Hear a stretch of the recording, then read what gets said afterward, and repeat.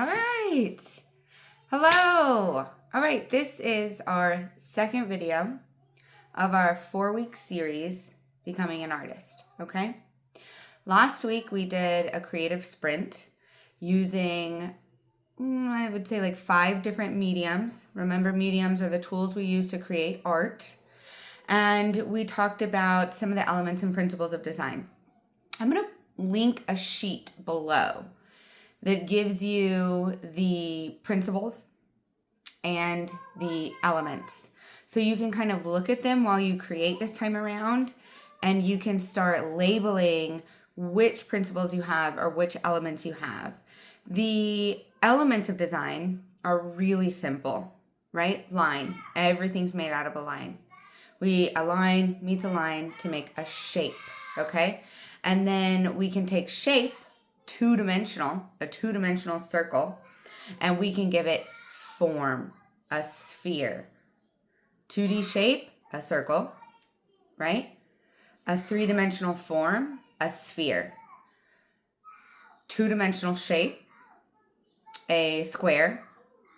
3-dimensional shape, a cube. Okay, so I'm going to give you visuals of that below. I'm also going to link all the design principles and principles for you. Okay, the principles are kind of what turn the elements into art.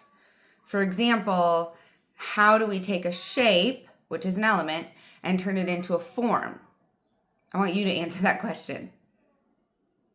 It's with value. Okay, and value is what we're going to practice today, and we're going to practice it through repetition of shapes and line, and repetition is another principle of design. So it's basically it's like we as beings have values and we have principles, right? It's kind of what makes us unique. It gives us our personality, our perspective, our life experience, right? It gives us this full body experience. And that's what a principle is of art. It's their principles. Are you art because of your value and repetition? Are you art because you are, who's the artist I'm thinking of? He does, MC Escher. He uses value in a way that creates illusion. And it's always a 2D space, but you feel like you're in and out of the spaces. And he gives all these different perspectives, kind of like cubism, right? And that's what makes MC Escher. So the principles are what make us us. They're what take a shape and say, this is my style. Okay, so you can think of it like your own principles, your own values, and that might help you remember the difference between just being an element, just being a person, and creating art with it, giving it value, giving it personality. Okay, so we're going to focus on value today, but we're going to use shape and line in a way that represents your style. Okay, so last week with our creativity test, we kind of got into line and shape. And we decorated, we talked about the content, right? What's on our subject matter. And we talked about the context, maybe what's behind our subject matter. And we're going to dive deeper into that today. We're always going to start with a warm-up, because what a warm-up does is it takes you out of where you are and allows you to receive more information, okay? Because when we start drawing, sometimes we're bringing yesterday into today. Sometimes we're bringing the moment that happened right before you click this video into the space. And we want to clear that so we can genuinely and authentically be in here now, creating from this moment, not pulling from other parts of our day. So it's kind of like clearing our art space and getting into a flow that is authentic and genuine to right now. Okay, so that's what these warm-ups do, and I think that they're important. So we're going to start with a warm-up. We're going to pull from last week in starting with just simple line and shape, but we're going to start with like 10 simple lines and shape, and we're going to take those lines and shapes and repeat them to create value and to create repetition. And the style for this, or the project name for this that you may recognize, is a Zentangle. but we're just going to use it as a warm up. So I'm going to show you exactly what I'm talking about, and we'll get started, okay? Before we get started though, we need to ensure you have your materials. So just like last week, and if you weren't here last week or you haven't seen the video, I encourage you to do so you can see what your space should look like every single time you hit play and you are about to create. So I'm about to pause this video and I want you to get several mediums once again. If we spoke last week, one of my students really just wants to use paint, go ahead and get your paint. One of my students really likes to use digital, go ahead and get your digital artwork out. I also encourage, though, to get tactile tools, okay? So more than one is going to be important. Get your paint, get your digital, but also grab a pencil. Grab a pencil. Grab your colored pencils and maybe get some markers, okay? 5 different mediums need to be in front of you. Of course, grab your paper, grab a lot of paper, grab your sketchbook. You're going to need more than one. The idea is you won't have to get up. You won't get distracted. Ensure that your space can get messy so you don't feel worried. And I'll pause this video and then we'll have our supplies and we'll get started. All right. All right, my dears. So I have my paper. I'm not bringing my sketchbook. I just took this out of my sketchbook. You can use it in your sketchbook if you're one of my students. If you're not one of my students, then, use whatever paper you have laying around. So I'm going to use a pen because it's just easier to see on the screen. I encourage you to use a pencil. Use a pencil.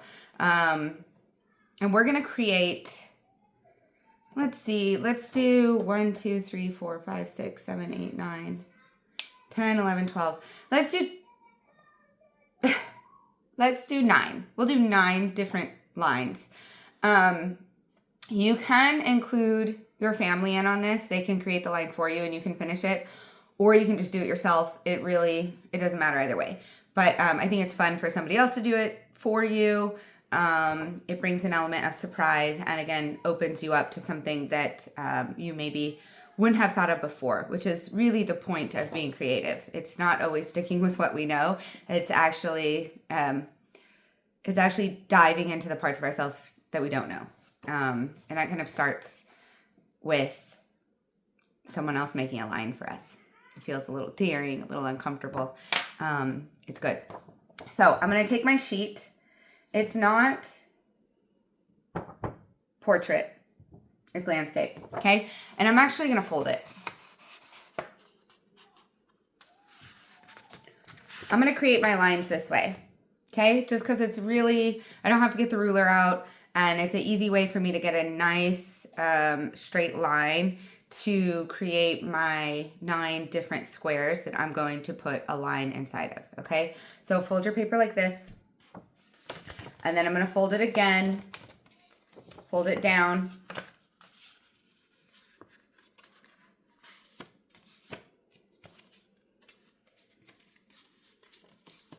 okay? And then I'm going to fold it, let's see, we have 4, and I want 9. I might end up getting more than 9. Let's see. Okay, I'm going to fold it again. I'm going to fold it again, top to bottom. Top to bottom. Really? Whee! This card stock, so it's like pretty thick. And it's a little bit crooked, I think. All right, let's see. So I got these little registers. 1, 2, 3, 4, 5, 6, 7, 8. 8. Fine with me. All right. So what I'm going to do is I'm going to number these just because visually and our brain likes linear understanding and it just keeps us focused in the flow of creativity instead of being like, wait, which square was I on? Wait, how many do I need? So we have 8, not 9. And I'm going to number them. Okay. I'm going to number them at the top. I'll show you what that looks like. It's really not that important, but these are things that help me. And the whole point of this class is kind of diving into the things that do help you, right? What do you have? What do you need to have before you get started? And what helps you get in the flow of creativity? And that's going to be different for everybody. All right, so it's numbered. Kind of big, kind of messy. Really doesn't matter. Now what we're going to do is we're going to pass this paper to somebody else. And they're going to create a line or a shape in each box. A line, not a ton of lines, or a shape in each box. And you are going to take their lines and shape and you are going to repeat it again and again and again and again. Let me show you what that looks like. Okay, so I'm going to hand my paper to my son, and he's going to make a few different lines for me, and then I'm going to show you what it looks like when I repeat those lines. Okay, so let me take a quick break. So if you haven't already created your lines, that's great. If you have, that's great. There is no right or wrong, but I'm going to kind of show you what it looks like when you create a line for somebody else, and it really gives them like good, something rich, a rich principle to start with, so that you already have a nice shape that you can riff off of, or you already have nice contrast that you can riff off of. Okay, so here you go. So number one, I have this little shape up here, and it gives space for this shape to be repeated and go down. And again, the reason why I'm going to give you the elements and principles is that you can look and you can say, hey, I have line, I have shape, what principle can I give it? I'm going to give it contrast through value. Okay? You can look over here and you can say, well, I already have value. I have a dark and a light. I have contrast. I have dark and I have a light. What if I just repeat this? Okay? Over here, big negative space. I have a thin line. I have a thick line. I have another thin line. I'll create this and make a pattern, and then I can make one dark and one light. I have some organic shapes up here. How can I repeat this to have value? Since we're focusing on value, I'm going to keep talking about it. Value is contrast. Contrast is anything that's different from one another. There's not a lot of differences here. Okay, so what can I do here to make a lot of differences? I could vary the line, big, medium, small. I could make some of these thicker and some of these thinner. Differences, contrast, differences, contrast. What's different than this organic shape? It could be something that's dark, or it could be something that's sharp. The opposite of a fluid circular line is going to be a sharp, direct, rigid line. Okay? Think in terms of opposites. Opposites are visually appealing, and they get us to make differentiations and see a picture more as a whole, and that can help visually in terms of composition. Okay? So get your shapes ready, get your lines ready, and let's take this and repeat them to create 8 different Zentangles. I don't want this to take forever. If you want it to take forever, I guess you do have quite a few days to finish it, but it's just a warm-up, so it doesn't have to. Let's go that route. If you want to do something super in-depth, by all means, but if you don't, and you just want to kind of get to our main project, it's just a warm-up. Finish the 8 sections, but don't worry about making it an art piece. I'm going to show you what it looks like when it's finished. Okay? Here you go.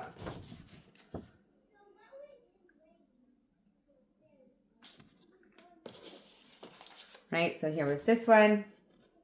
And now it looks like this. Added some more lines. So that's another question I often get. Can I add something else? Absolutely. It's your artwork now. Of course you can add something else.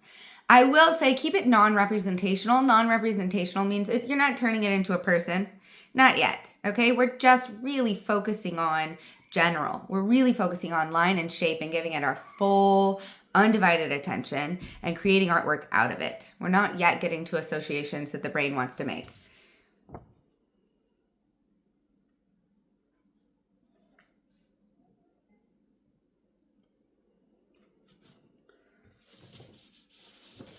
So with this one, it didn't end up getting much different, but I still like it. There's enough on there and it's repeated enough that it feels finished. Okay, so those are Zentangles. That's our warm-up. Post it. Please post it when you're done. I'd love to see. I'd love to share. It's really interesting to see who takes this and does something completely different with it. And that's where the community becomes more important, right? Creating in isolation is one thing, but the whole point of this group is to create together and understand different points of view and how people see a line and create their own expression with it, okay? You'll be surprised as to what you see when everybody's done. All right, so that's our warm-up. That's called a Zentangle. We're just using the elements and principles of design. I attached a worksheet below so you can really look at those and ask yourself questions as you create your Zentangle. So now what I want to show you is when we take these Zentangles and we apply them to a two-dimensional shape to create a form, to create a three-dimensional shape. I want to show you what that looks like, okay? So let's see. Let me go back to the Zentangle. So this is a technique called blending. It's smooth. It's not a gradation because it's all one color. It's not going dark to light, right? It's a smooth effect all the way across, okay? So this smooth effect we can use for a background. Like in this triangle turned to a cone with value and differentiation. So we use that smooth effect in a background. You see, it's all one direction. It's not a bunch of different directions. And it's creating a background that emphasizes the cone. Now, which Zentangle did we use on the cone to create value, light to dark, and create a three-dimensional form? I don't think we used one from here, but you could. I mean, some of these might flatten out the cone, but right now we won't worry about that. I mean, this, the closer together the lines, the darker the value, the further apart, the lighter the value. Let's go with something we did use. Okay, so this one, it's kind of the same value across the board, but now we made it so that I put some lines closer together on a cube and some lines further apart, but I use this design for a cube. Let me show you what that looks like. So we're taking these patterns, we're taking this idea of repetition of line, and now we're applying it to our subjects to create value. And value creates depth. Depth, which creates visual space. Something in front, something behind. Check it out. Right? So we took the Zentangle, we applied it to the cube. This one's a little wonky because it looks like it's going up and not back, but that's okay. These are my students' examples. But notice we used a different approach on all different sides of the cube, which makes sense because if the light's coming here, then the top is going to be lighter and this side's going to be the darkest and this side's going to have a midtone. But we applied that Zentangle and put it on a subject matter to create a complete image. Okay? Took those little sprinkle lines and applied them here, kind of like turned it into I'm forgetting the word. Hatch marks? Hatching? Cross-hatching. Okay, so that's what we're going to move to next. That's kind of going to be our project. We're going to take these Zentangles. We're going to review our principles in the attachment, and we're going to apply them to a subject matter. You can start simple. You can start with a big piece of paper, and you can do a sphere, a cylinder, a cube, a cone, a pyramid, and a triangular prism. With the horizon line, so you have a background and a middle ground. The middle ground is what your object is on. The background is obviously what's behind your subject. And your subject is the subject that you chose. Okay? You can do this. You can practice here. This is going to create mastery level work. A lot of you have already worked with value for so long that you're going to be ready to start an individualized project. Those of you who are my students, I can give you handouts to your shapes so that you can print it out and apply, or I can give you further instructions. Those of you who are just watching this off of YouTube, you're welcome to join, and then you can get more customization. This is my only series that's going to be available here. Everything else is going to be a link. And in order to get the link, you will have to join the class, okay? So let me grab a project that you can do with this that isn't just applying it to shape. If you do, I have another thought. If you do decide to just do these, you still have quite a few days before we have our next video drop. So you could start taking these and putting them together to create a image.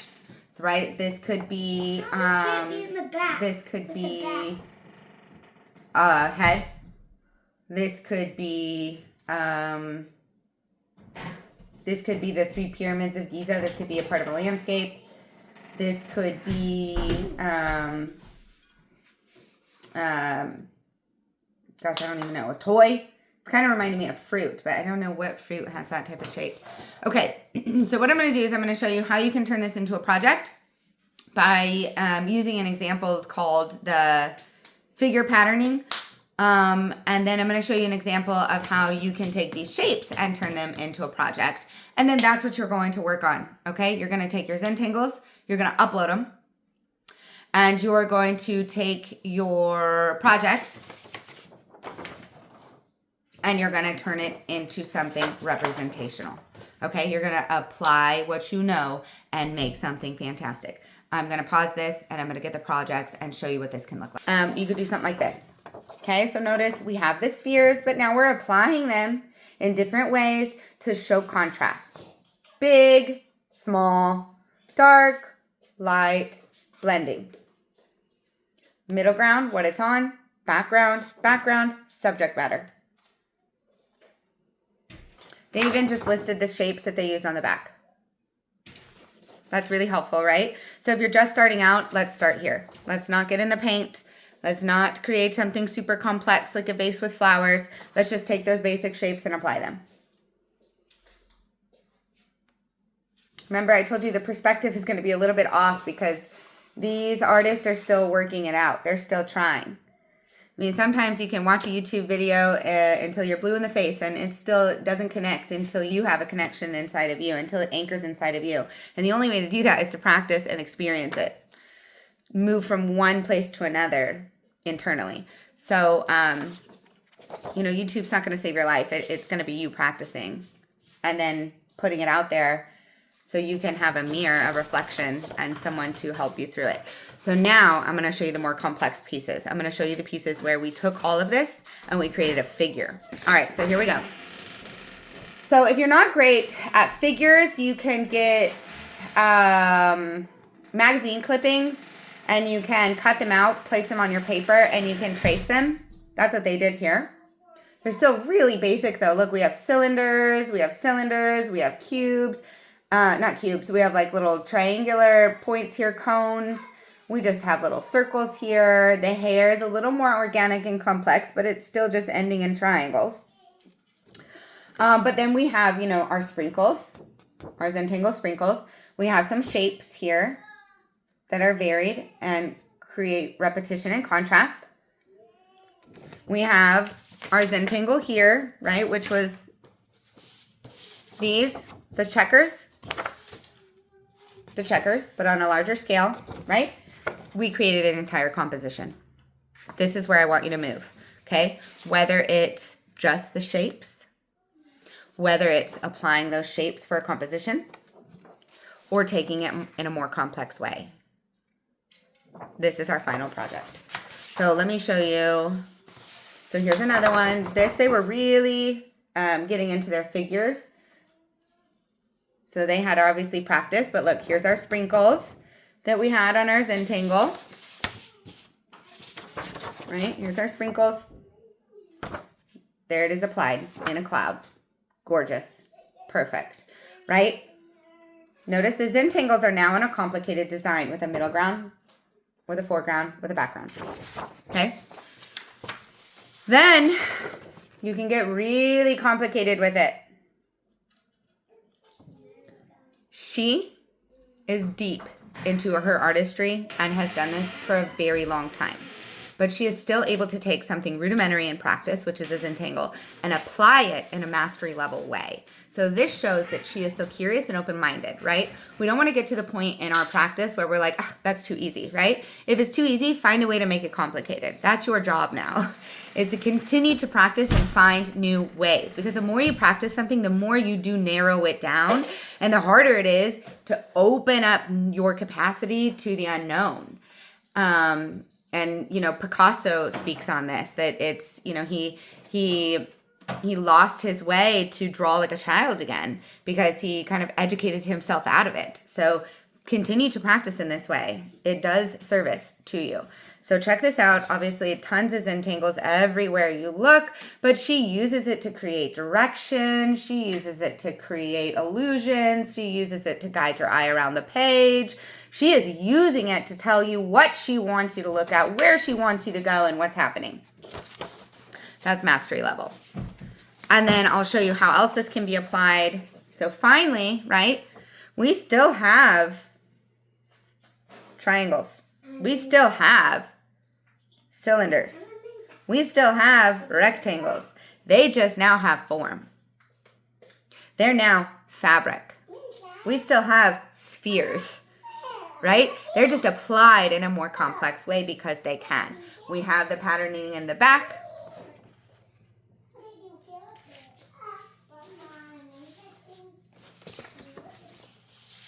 See, where is it? Right?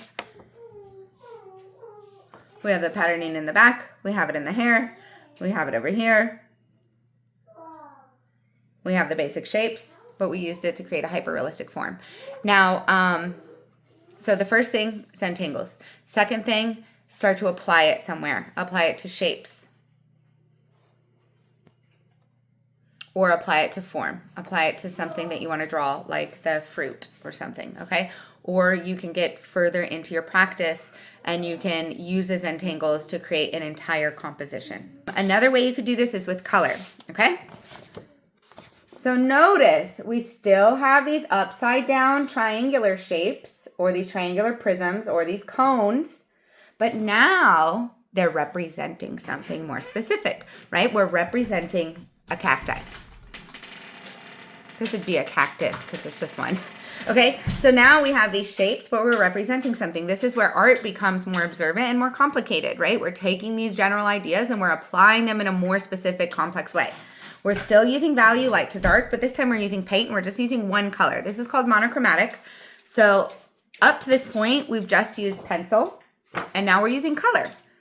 So these are tints and shades. There are about 5 different tints. Tints is when we use white. And then a shade is when we use black and we go darker. Okay, there's about 5 different shades in here. 5 different tints. Here's a light tint. Here's a mid-tone. Here's a little bit darker. And here's the darkest. You see? There's a full range. A full range. So if you wanted to go this route, you could. You could take something and add it in a more complex way with color, still using value. If you wanted to keep it super simple, which I should have showed you first, that's okay. You could do something like this, okay? If you want to get deeper into this work, again, this will be the last video that is on YouTube. If you want to continue this practice, you will have to join our class and you will have to get the private link, but then you will be a part of a community and then you can have access to all of my supplies. Like I can give you our shapes printout and you could do your value scale off of that. I could also give you a value scale. We could also move into gridded portraits, right? But this is just an introduction. To get further into the practice, you'll have to join the class. Those of you who are in my class, please feel free to ask questions. Also, please post your Zentangle. Remember, we are here to work in a community, not in isolation. And then I will see you live on Tuesday and we'll find unique ways to apply this pattern in a way that feels like your style and where you're at in your practice, okay? Whether that be paint, digital, or just with pen. All right, so I will see you Tuesday. And if you're not in my class, I will comment on one artwork. If you want to post it here, I have no problem being your mirror and your reflection in your stages of art. All right, I'll see you Tuesday. Bye.